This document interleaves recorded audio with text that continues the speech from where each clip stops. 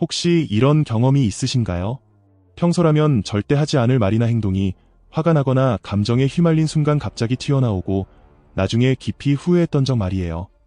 그럴 때 스스로 이렇게 생각하죠. 그건 내가 아니야. 그런데 정말로 그 행동이 내가 아닌 것일까요? 사실 그런 순간에 드러난 것이야말로 우리가 억누르고 외면하며 살아온 진짜나 바로 그림자일지도 모릅니다. 심리학자 칼 융은 이렇게 말했습니다. 모든 사람은 그림자를 지니고 있다. 그런데 중요한 것은 우리가 이 그림자를 외면할수록 그것은 점점 더 어두워지고 우리 삶에 큰 영향을 미치게 된다는 점입니다. 흥미로운 사실은 이 그림자는 단지 우리의 약점만 담고 있는 것이 아니라는 겁니다. 우리가 미처 알지 못했던 잠재력과 능력도 함께 숨어 있다는 거죠.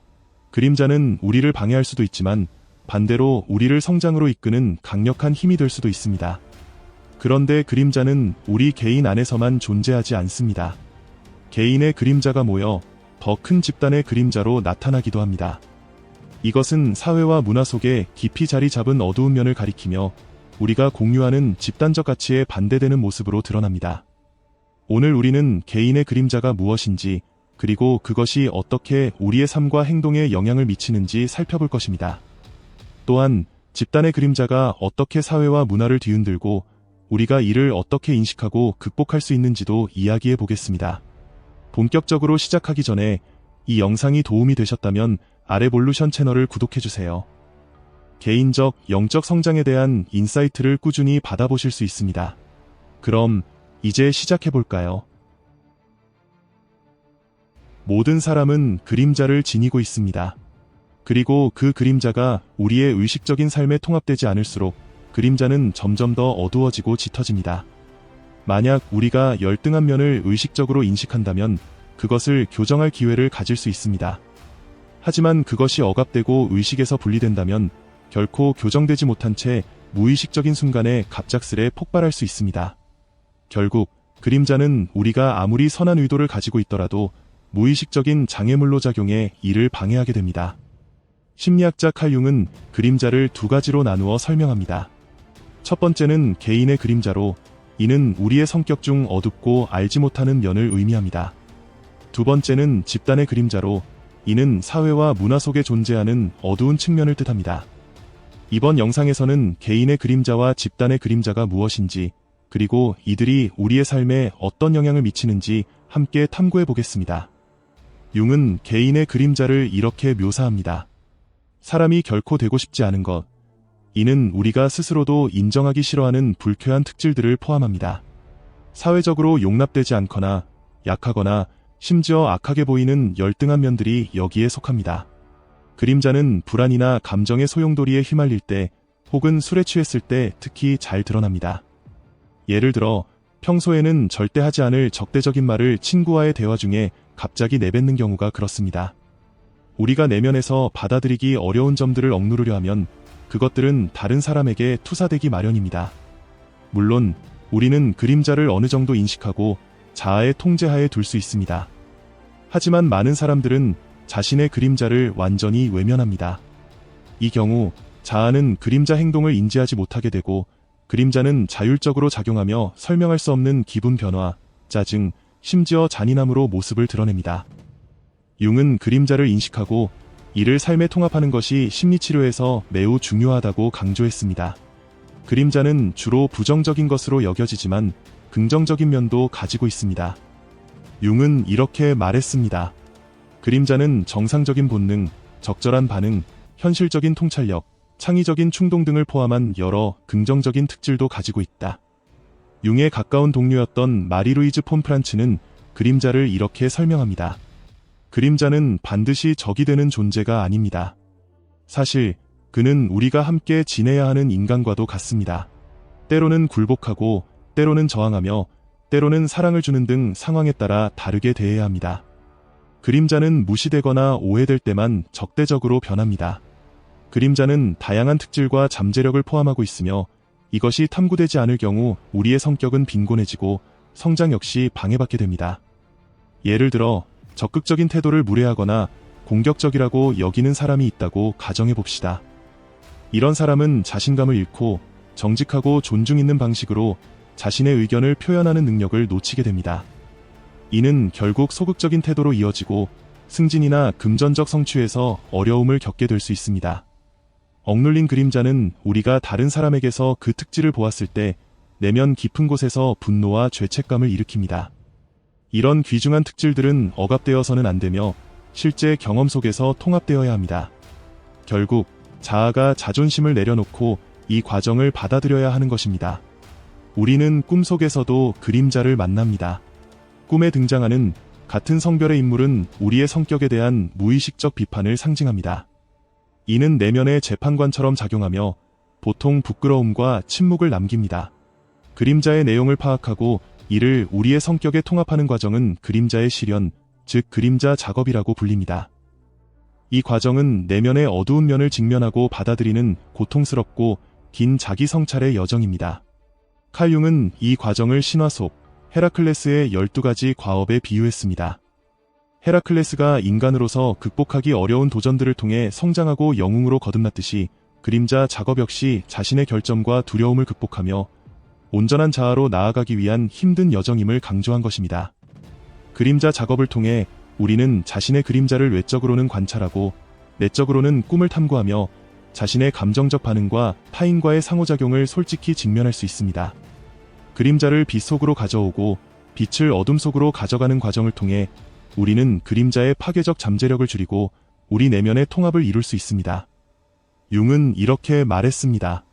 빛 없는 그림자는 없으며 결함 없는 심리적 완전성도 없다.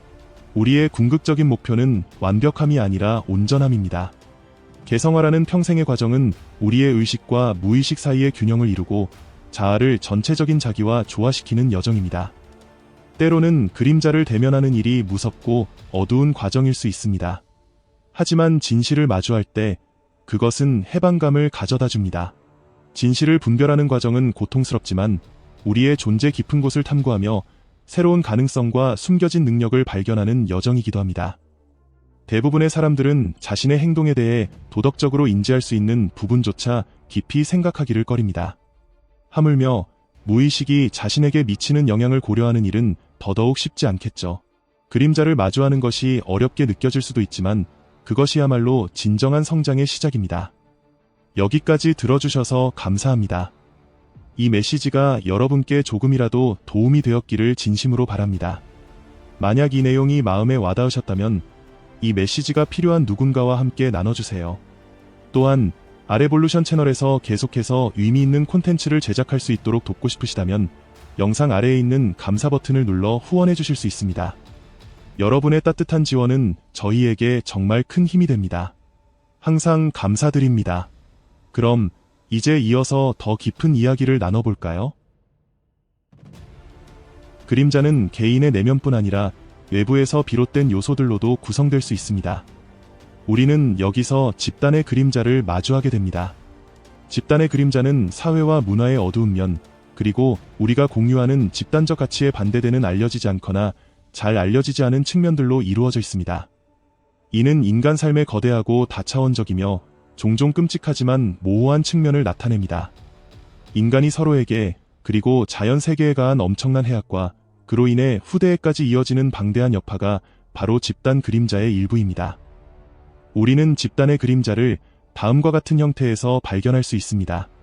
어둠과 열등함의 투사, 폭력과 억압, 현재 고통에 대한 무관심, 그리고 책임에 대한 부인입니다.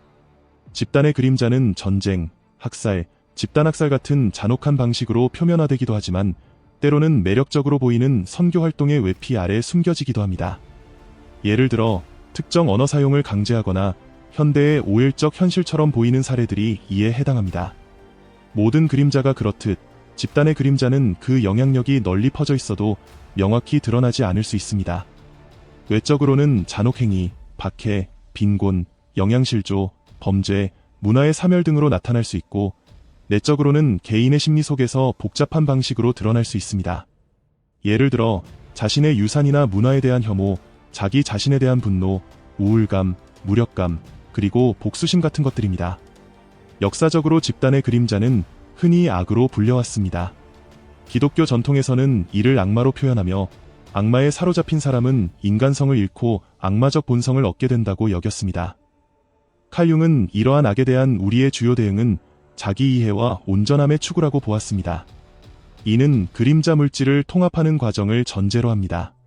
그는 이렇게 말했습니다.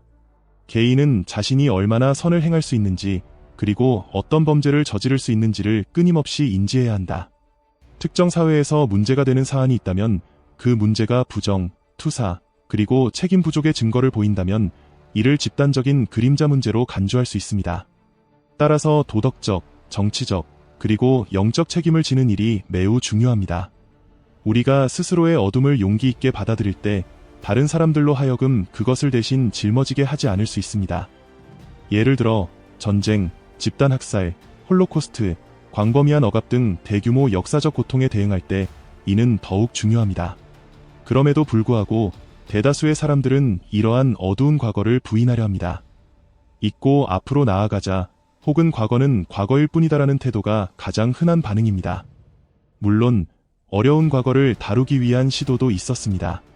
과거 잔혹 행위를 지지했던 것에 대한 대중적 사과, 참회, 전쟁 후 배상금 지급, 고통의 현장으로의 순례 등이 그 예입니다.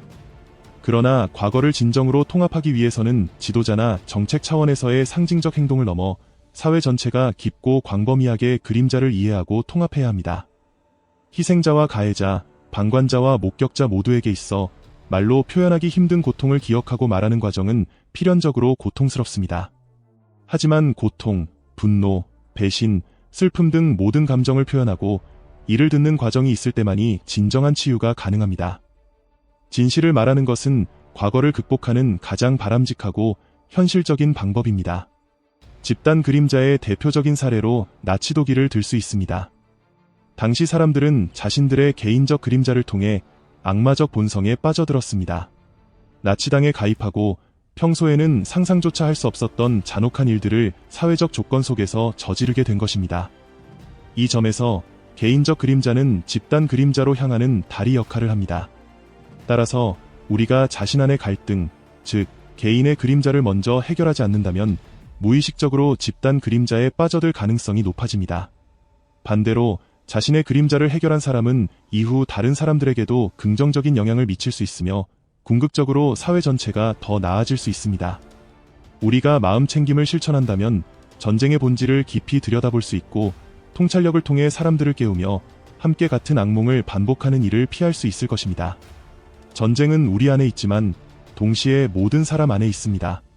모든 것이 폭발할 준비가 되어 있으며 우리는 모두 공동 책임을 지고 있습니다. 요약하자면 우리는 먼저 개인의 그림자를 인정하고 그것과의 길고도 어려운 협상에 들어가야 합니다. 이는 스스로에게 정직해지고 타인과의 관계에서 솔직해지며 자신의 감정적 반응을 관찰하고 꿈을 탐구하는 과정을 포함합니다. 이렇게 함으로써 그림자와 무의식적 투사에 의해 수동적인 희생자가 되는 것을 막고 우리 안에 잠들어 있는 긍정적인 잠재력을 되살릴 수 있습니다. 이는 단지 우리의 삶을 풍요롭게 할 뿐만 아니라 주변 사람들의 삶에도 긍정적인 영향을 미칩니다. 그 다음으로 우리는 집단의 그림자를 의식적으로 인식하고 이에 무방비 상태로 휩쓸리지 않도록 노력해야 합니다. 중요한 문제를 부정하거나 개인 및 집단적 책임을 회피하지 않고 이를 해결하려는 책임감을 가져야 합니다.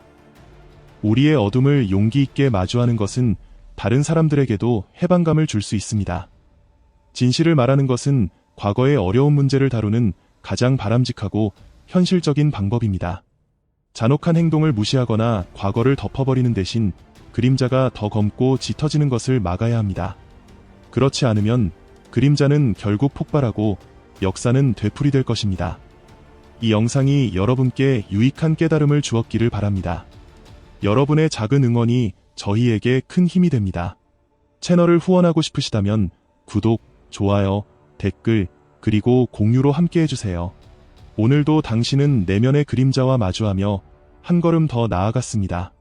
다음 시간까지 부드럽게 걸으며 깨어있기를 바랍니다.